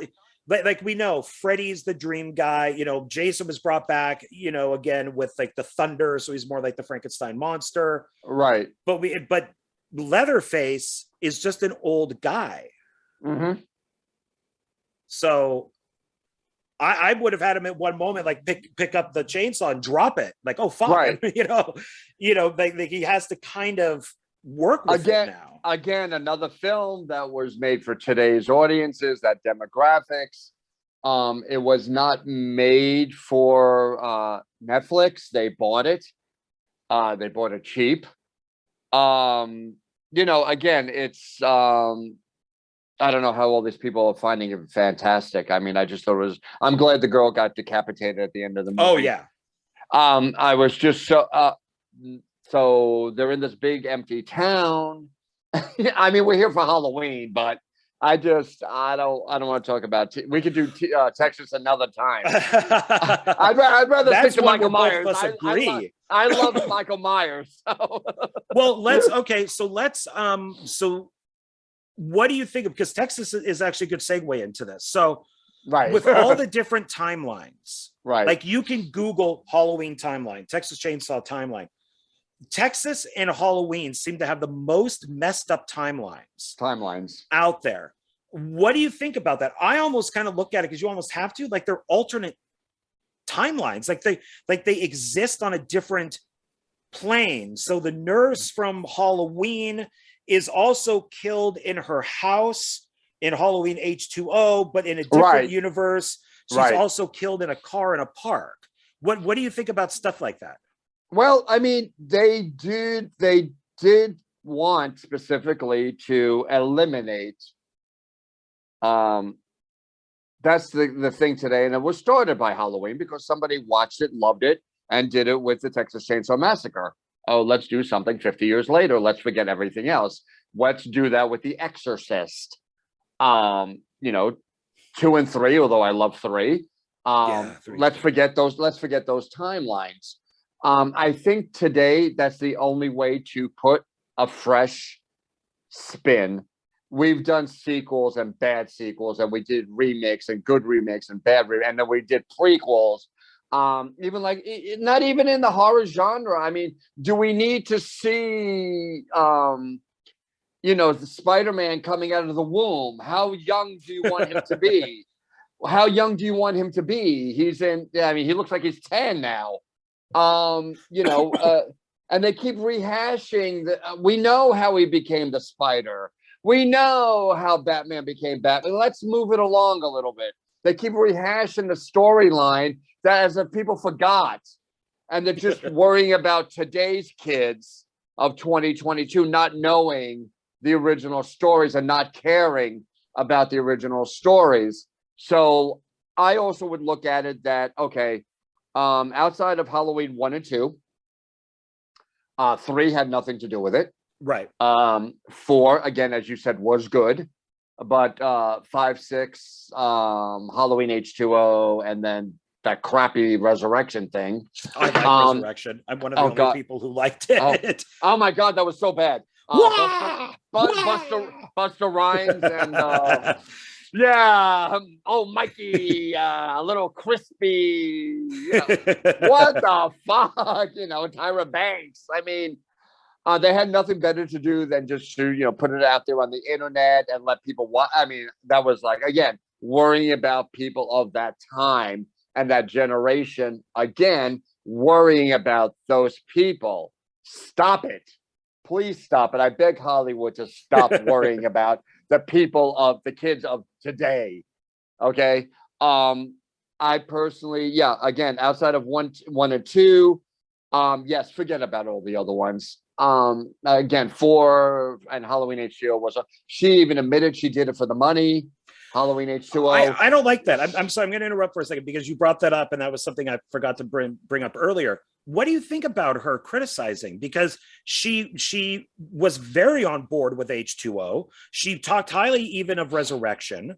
Right. And then all of a sudden she's now doing Halloween 2018. It's like, oh, those were crap. I just did them for money. Oh, forget it. Well, okay, let's say 10 years from now, 5 years from now, they get her back to do another one. Is she then going to go, oh yeah, those ones by Danny McBride, those were garbage? What? But don't, I'm sorry, not to cut you off, but no. don't all actors do that? They shouldn't. They shouldn't, because H2O is not bad when you compare it to like 5 and 6. It's a much better film. I love H2O, and she even said it helped her get sober. And she did it for the money. Resurrection, she did come out and say, this is it. And she just, now the torch, her words, the torch is now handed to the next generation. She did just come back for the money for that one. She clearly said she came back for the money for that one. I liked that up to that point. I liked it up until, then she dies. But that whole thing with the opening of that with the series, the Ted Bundy and the whatever the guy was, the clown killer or whatever in the mental institution. I liked that whole opening. That whole opening rock and rolled, and then it went to shit. I was like, oh my god, cool, and then it went and nothing happened. Again, I just think, I don't want to speak for Jamie, of course, but a lot of actors do that. Oh, I just did it for the money. I don't think that's fair to the previous filmmakers. It really isn't fair. It's not fair. Mark Wahlberg hates Boogie Nights. It's a great film because now, it's the movie that launched him, but he's now a born again, if you will, kind of, religious kind of guy. And that's why he's doing Father Stu and all these good blue collar kind of guys, and True Story, with the Unabomber and the Boston Bomber. But those movies tanked. Don't bite the hand that feeds you. Right. You may not like it personally, but shut the fuck up. It's what made you. Yeah. In a sense, as an actor. I mean, he was known as Marky Mark and the Calvin Klein and yada, yada, yada, which he also hates. But, then don't come out publicly and say shit like that. It's stuff like that bothers me, because even like James Cameron did it with the Terminator stuff, is it was silent for a while, and then Genesis came out. Right. And he goes, oh yeah, this is the true sequel to part 2. This is the true number 3. And then when Dark Fate came out, because he got the rights back, and he was one of the writers, and now he's one of the producers. Now he's like, oh no, Dark Fate is the true sequel. Right. It's like, who are you, fucking Van Halen? Every lead singer you get is now going to be the greatest Van Halen, and the other guys you throw away. I did like Dark Fate though, but I didn't like Genesis, but I did like Dark Fate for the simple fact that it was a good action, fast-paced popcorn movie. It reminded me of the second one, where it was a killing machine that just kept after them and after them and after them. I could not stand Dark Fate. That film was woke. That film was woke. But my God, they demasculated the Terminator to make him a wallpaper decorator. Why not make him a construction worker? I know. That would make more sense with his strength. Oh my God, that's a whole other video right there. Because I kind of liked Genesis to a point, but to a point. Yeah, and then it just went south. Yeah, I mean, you're going to kill off John Connor. I mean, come on, that's the one thing that everybody wanted, and then you end up killing him. And then the friggin' director, that whatever his name is, the guy who did, I think it was Deadpool 2, goes, oh yeah, well, we're just going to crush all those men out there who hate women. And it's like, oh, okay, now your film's not going to make any money because you just insulted men. Right. So, it's, but I wish that just actors wouldn't do that. I wish that Jamie Lee Curtis would not bash on H2O and Resurrection, and just say, yeah, this is just a different series. I'm happy to come back. Well, you could say they're even better. Oh, I like these versions better than the other ones. Right. I mean, I did hear her. I mean, I did hear her a couple of times, or even Comic-Con, or what, a lot of interviews. I did hear. I mean, she was forthright. So she was. I mean, now she's not lying. I like the candor now. That she did come out and say, A, it did help her become sober. She did do it for the money. Kudos for that, I guess. They made her executive producer with her and Carpenter. I just wonder why with the I didn't see interviews rather, with Carpenter on the second one. He was all over doing interviews with the first one, but not one interview that I saw was with Carpenter sitting down. Like, they did so much PR with everybody on the first one on the set, talking about his music, this, that, the other thing. Carpenter was everywhere. And I personally didn't see one interview of Carpenter with the second one. I don't know why. But they still say his impact.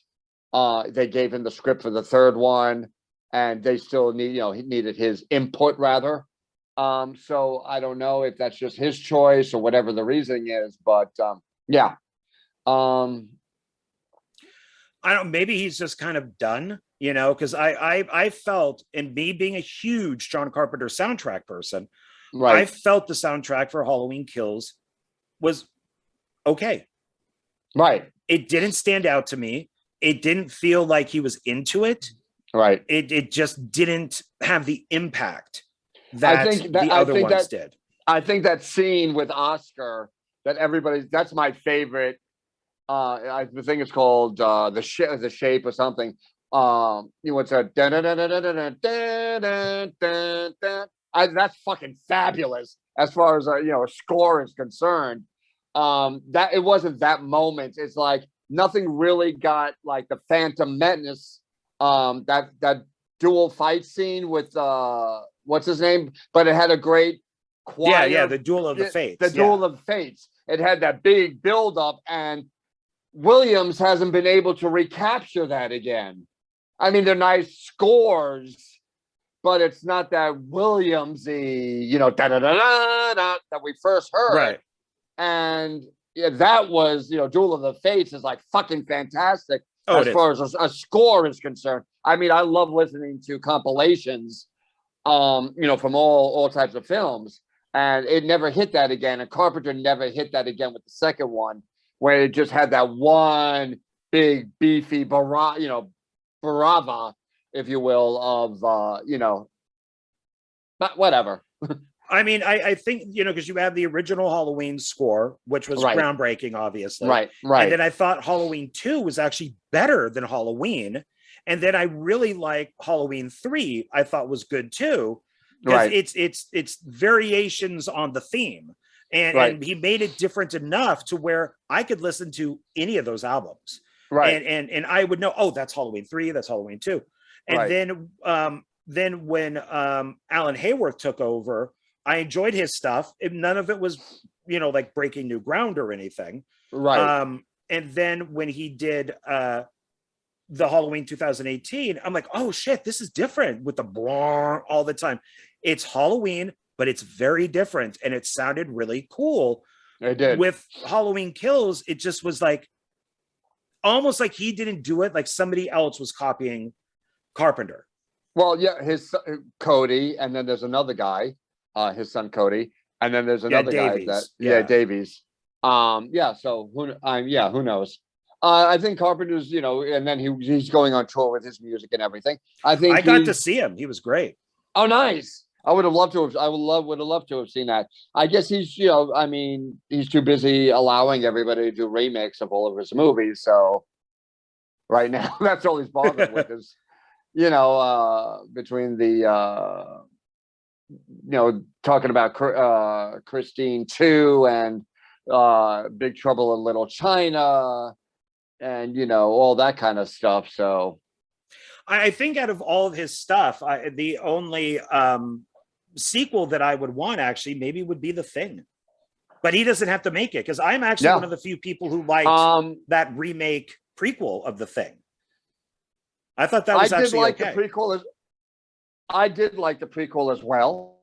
Oh, not as well. I thought it was really good. Not as well, but I did love the fact. I love that they tied that ending that we all just visually always used to think about. When you actually see the dog running and then the helicopter and then the guys chasing the dog. I love that they tied that into it. I'm sorry, just to let you know that I've got like 19% power left on my phone. So, okay. Just throwing it out there. Well, we're pretty good. I mean, we're coming up on 2 hours. So why don't we start to wrap it up then? That's fine with me. So that's good. I like I don't really like to go 2 hours, over 2 hours with these things. So I mean, I could talk about films in Hollywood and all that kind of stuff. I mean, I could talk about that for hours. Who doesn't love hearing their own voices, and their own opinions? But yeah, I mean, it was a blast. Are you kidding? I loved it. This was such a great interview. Oh, thank you. Well, I really appreciate you being on, and it's been fun. I mean, I looked at my, from time to time, I look at my clock to make sure, where we're at. And I can't believe that we're almost at 2 hours. I know. I'm just looking. It's like, oh my God, it's like 2:50. I'm like, wow. Yeah. So is there anything else then that you want to talk about as far as like Halloween Kills goes? Anything that like really stands out to you? Anything that like if somebody goes, why should I watch this movie? What, why do you like it? What would you say? I would say mainly the kills. I love the firefighters at the beginning. I thought those kills were amazing. The extended cut does have a little bit more of the firefighters being killed. There's that one shot where it's like through the fireman's glass and he's going. Oh, that was great. That's a great shot. Yeah. I like the kills for me. Did it. So if you're a person that likes horror and likes to have a lot, likes the kill of the movie, I think that's a good thing of pushing. Other than that, yeah, I mean, I just don't understand the hate. I think I just explained it. No, I mean, I can understand the hate for Scream. I don't understand the love for Scream. I don't, I can understand the hate for Texas Chain. I don't understand the love for that either. But those are other topics to talk about. But because there were obvious flaws. You know what I'm saying?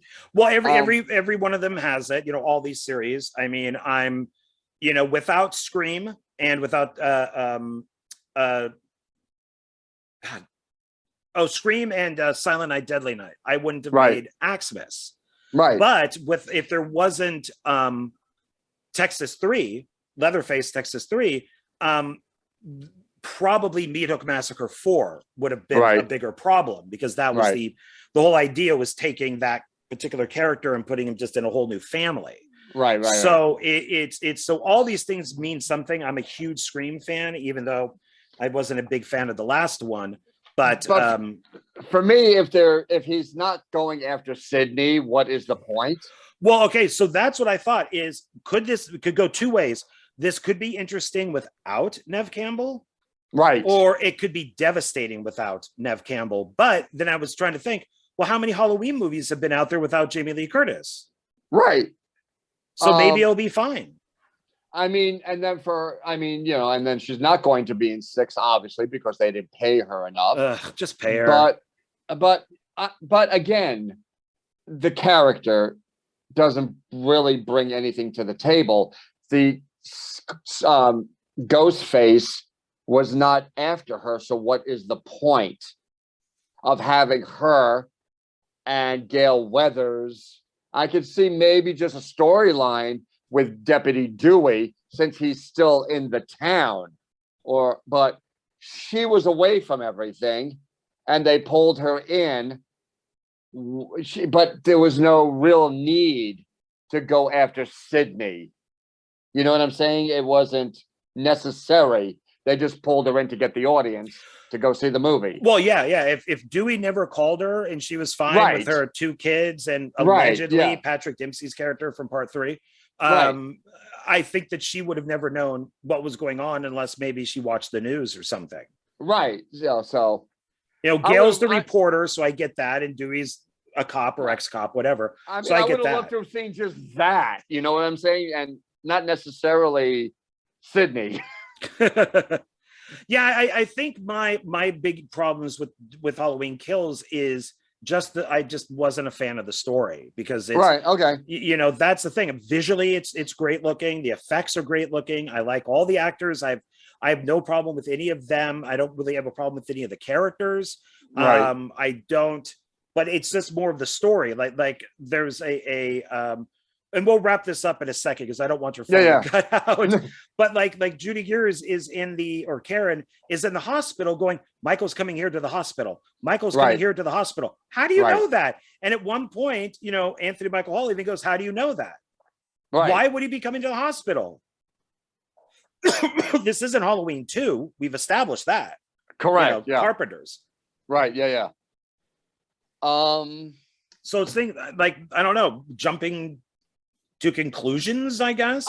I guess jumping to conclusions. The fact that Karen thinks that. Oh, she's a Karen. Right. Yeah. Karen thinks, but Karen thinks that mom is right.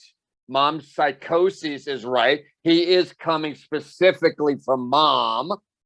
Again, then they find out later on, Officer Hawkins says it's not all about you, my dear. But I think I think Karen's being always taught Michael Myers is coming. Michael Myers is coming. Michael Myers is coming. Sure. Okay. For me, I think being groomed in that sense, that she's protected and she had to build a house and learn how to fight and learn how to shoot. I think maybe that's why Karen kept thinking he's coming after my mom. My mom was always right. Okay. All right. Okay. I'll buy into that. Sure. That's why I'm thinking maybe that. So yeah, I mean, I don't know. That's the way I'd like to justify it, if you will. Okay. Yeah. All right. So if you had to give a rating of 1 to 5 for Halloween Kills, what would you give it? 5. Wow. Okay. I give it 2. Fair enough. I give the theatrical version 2. I give the extended version 2.5. Okay. So 5. Yeah, 5, and for the extended 4.5. Okay. Because I didn't think things were warranted. 5 for theatrical, 4.5 for extended. Okay. All right. There we go. See. And people can debate without arguing. So man, I love the fact that we can talk. Nobody was like, "Are you crazy? Are you out of your mind?" We weren't bashing each other. I listened to you. You listened to me. You made valid points. I hope I made valid points, and not just in my own mind. But I love the fact that people can talk and review things without having that animosity. Like, this is my movie. I mean, I can understand certain points that you have and why you have them. And I just think that's what makes this whole filmmaking thing fantastic, that we have our own opinions, but without having to bash, everybody else. It's my way or the highway kind of thing, right? So that's why it was so great and a pleasure. And thank you for having me on your show. Like I said, I can continue. I need to go have lunch. To have a few more hours, but if you're ever doing anything else, again, feel free to have me back on your show, man. Because thank you. I appreciate it. I thought it was a blast. I hope things are good, with you editing, whatever you have to do with it. And yeah, man, it's been cool. Thank you. Well, thank you. I appreciate it. I really do. Yeah. So it's kind of finding those videos where it just clicks. where there was and as an example, Brooks Davis from Full Moon Entertainment. I've wanted him because I worked with him on Evil Bong 777. And I'm like, I want him on the show. I want him to do One Filmmaker, but what? And then all of a sudden he's like, hey, my Gingerweed Man movie came out today. Boom. That's it. Now I can have you on. Just like you with doing this review. It's just like, I want to interview Michael. I want to do something with him. Oh, I loved Halloween Kills. Boom. There we go. Now I know exactly what to reach out for. So yeah, you know, and then, you know, would love to have you on like One Filmmaker, talk about The Butcher and stuff like that. So yeah, there's definitely stuff to do. Nice. All right, then we're going to wrap it up because where are we at here? We are just about. So just about 2 hours. Yeah. Awesome. So, all right, everybody. Thank you very much. Thank you, Michael, for being on. I really do appreciate it. This has been a load of fun. Thank you, everybody. Thank you. And let us know your opinions of Halloween Kills down below. Let's see if you guys like it or not. Thumbs up or thumbs down. So, and then I guess that's it. And I will talk to you on the next 2 filmmakers reviewing one film. Nice. Bye, everybody. Thanks. Bye, guys. Bye, guys.